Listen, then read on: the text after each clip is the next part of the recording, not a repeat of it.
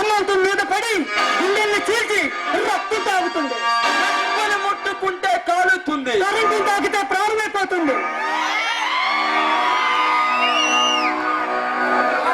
పగబెట్టిన కాల నాకు కాటేయక మానదు. కాలనాడు కారంలోని విషాన్ని పిండటం నాకు బాగా తెలుసు.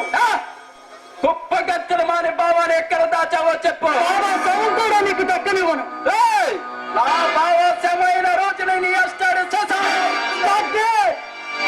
డబ్బులే ఇంతకాలం బందిపోటుగా జీవించి ఈ అందరి ప్రాణాలను బలి తీసుకున్నావు.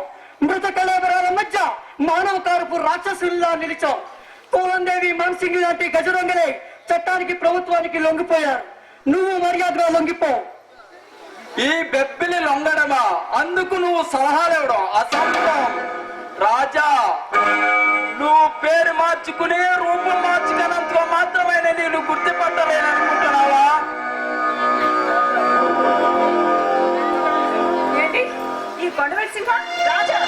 అవును, ప్రపంచానంతా మోసగించేమో గాని ఈ బెబ్బిలిని నమ్మించలేడు. మర్యాదగా భావాన్ని ఎక్కడ దాచావో చెప్పు. నేను చెప్పను.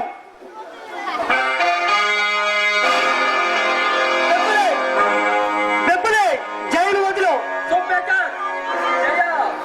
నువ్వు నీ భావన చేరుకోవాలంటే నా భావ నన్ను చేరుకోవాలి.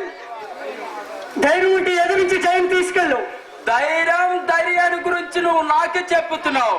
పిల్లవి ఎలకలను పట్టుకోవడే తప్ప ఏనుగుల్ని ఆటాడడం నీకు తెలియదురా. ఏనుగుల్ని సైతం పీనుగుల్ని చేస్తాను. నీ గుండెల్లో నిద్రపోతాను. నీ బతుకే బంధను చేస్తాను. అదే చూస్తాను.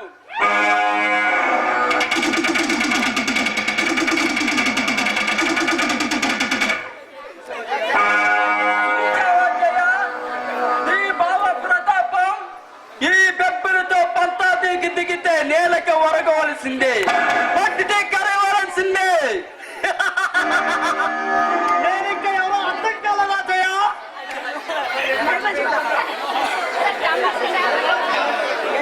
మనోహర్, నువ్వు కూడా ఈ తొంగలు ముట్టాలని వాడినేనా?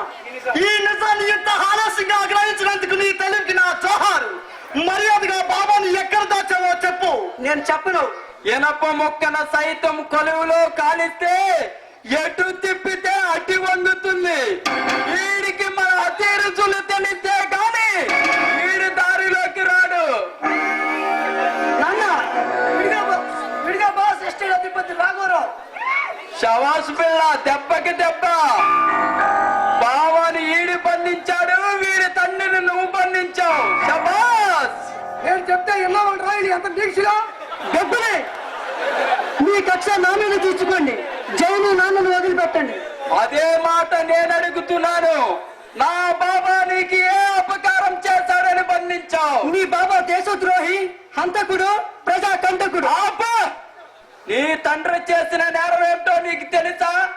నీకు కొడుగ్గా జన్మనివ్వడం మొదటి తప్పు.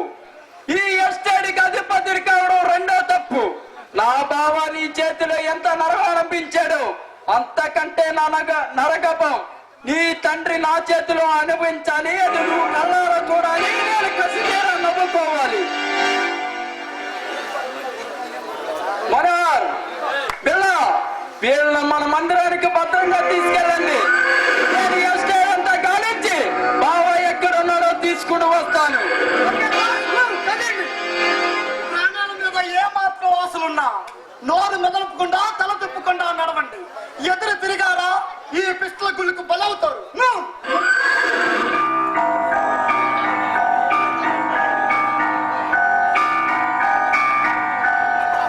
బావా, మన చిరకాల వంశం నెరవేరబోతుంది.